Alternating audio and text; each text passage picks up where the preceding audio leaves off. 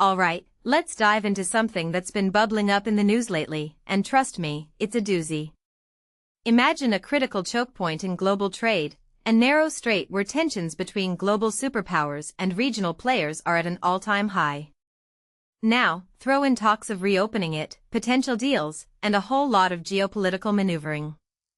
That's the Strait of Hormuz, and the latest developments are nothing short of fascinating. Here's the deal.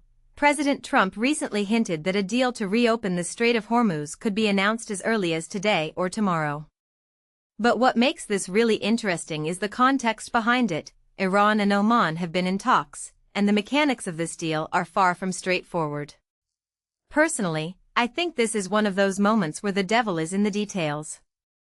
Let me break it down for you. First off, the Strait of Hormuz isn't just any waterway, it's a lifeline for global oil shipments. When it's closed, the world feels it. So, the fact that Iran and Oman are negotiating its reopening is huge. But here's the kicker. The proposal reportedly involves ships entering through an Iranian-controlled route and exiting via an Omani-controlled one. What many people don't realize is that this setup could give Iran significant leverage, something the US has historically been wary of. In my opinion, this isn't just about reopening a strait, it's about who gets to call the shots in one of the most strategic locations on the planet. Now, let's talk about the elephant in the room, the US stance. Trump has been vocal about not allowing Iran to charge tolls for transit. He even said, "I'm not going to let them charge. Anybody's going to charge, we'll charge." But here's where it gets tricky. The Iranian-Omani proposal reportedly includes a service fee. If you take a step back and think about it, this raises a deeper question. Can the US actually prevent Iran from monetizing this strategic asset? And if they can't, what does that mean for US influence in the region? From my perspective, this is a classic case of geopolitical posturing, where words and actions might not align. Another detail I find fascinating is the timing of all this. The US has reportedly used nearly all of its global stockpile of long-range precision missiles in the war with Iran. Defense Secretary Pete Hegseth dismissed concerns about this, calling it a manufactured story. But let's be real, if the US is running low on critical munitions, it could significantly impact their negotiating position.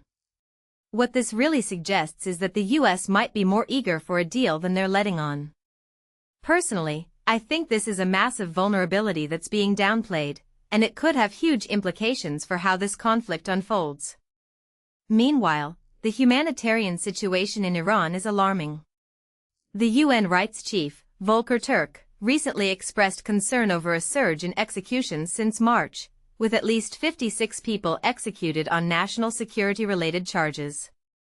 What makes this particularly troubling is the timing. It coincides with the nationwide anti-government protests earlier this year.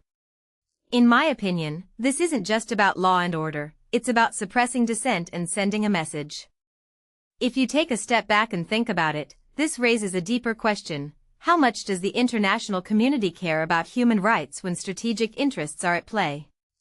It's a sobering thought. Now, let's zoom out for a second. The Houthis in Yemen, backed by Iran, have been attacking Saudi oil tankers in the Red Sea as part of their maritime blockade.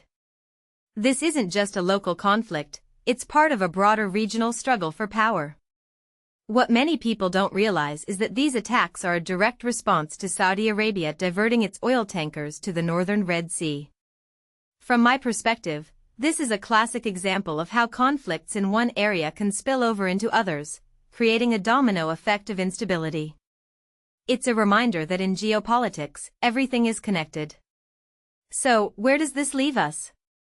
Personally, I think the Strait of Hormuz deal is a litmus test for where things are headed in the region.